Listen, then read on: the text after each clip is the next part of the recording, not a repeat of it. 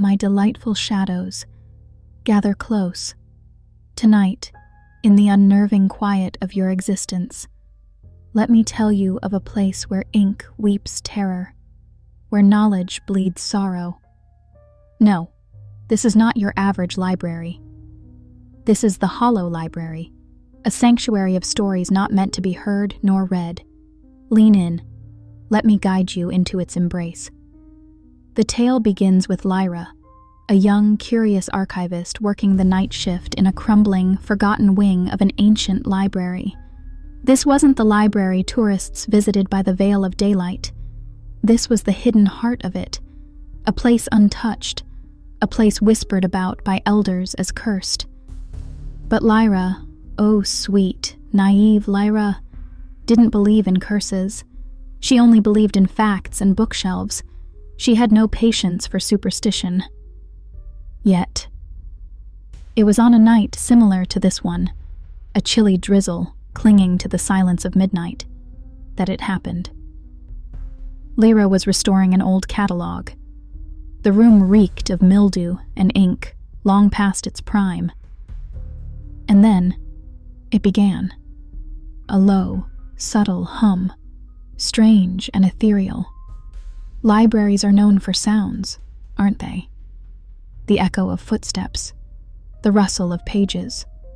But this was breathing, labored breathing, emanating from an aisle uncharted in her familiar map of the building. To the rational mind, this would be the moment to retreat, the moment to turn back and forget. But isn't curiosity the sharpest blade? Lyra followed the sound, weaving between the towering shelves that seemed taller tonight, shadows bending unnaturally. Each step was heavier, more deliberate. The breathing grew louder and took on a rhythm, like the rise and fall of a tide, until finally she stumbled upon it, a section that could not exist. There it was, a single shelf of books bound in black, the titles embossed in gold letters flickering like candlelight.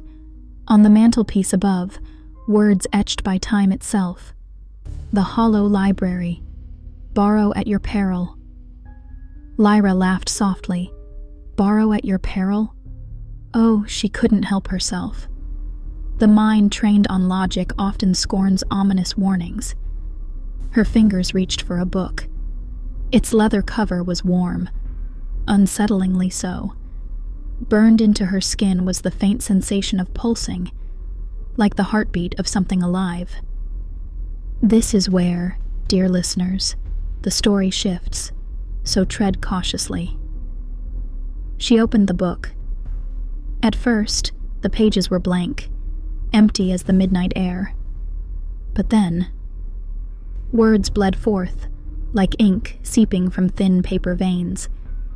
They told the story of a woman eerily similar to Lyra, a young archivist, spirited and daring, lured to the depths of a library that, just like this one, was said to shelter cursed knowledge.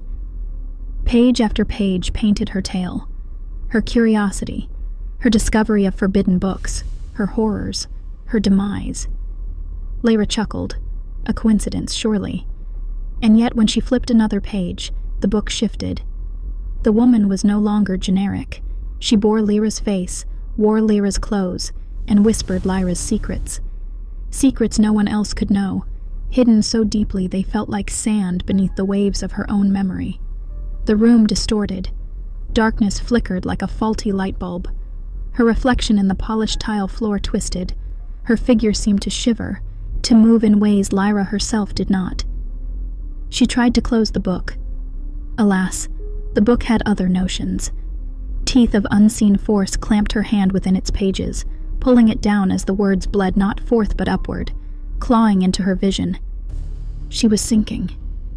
No, she was dissolving, her form blending into the ink, into the very marrow of the story.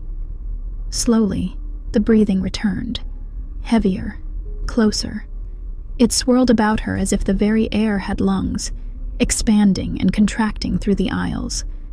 Then came the voices, sinister murmurs in languages unspoken by human tongues.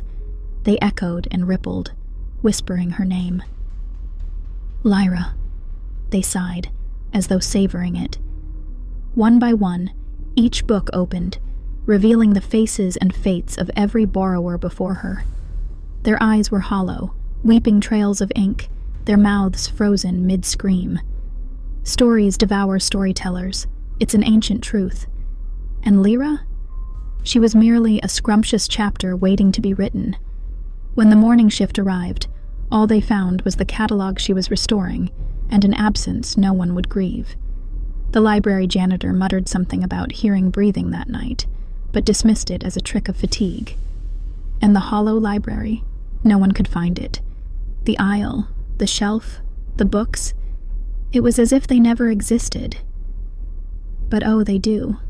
They always do. You see, in every library, there's an unmarked corner, a shadow shelf, a tucked-away wing. And in that place, well, a book waits for you too. A book that knows your secrets. A book that holds your screams. Tell me, darling, do you feel the breathing now? No. Perhaps it's because the hollow library hasn't yet called your name. Perhaps not yet. And now, as always, the choice is yours. Continue seeking shadows, or step into the light. Beware, though, for light makes you easy to follow. Sleep well, my dear creatures of dusk. Sweet dreams, though I doubt they'll be dreamless tonight.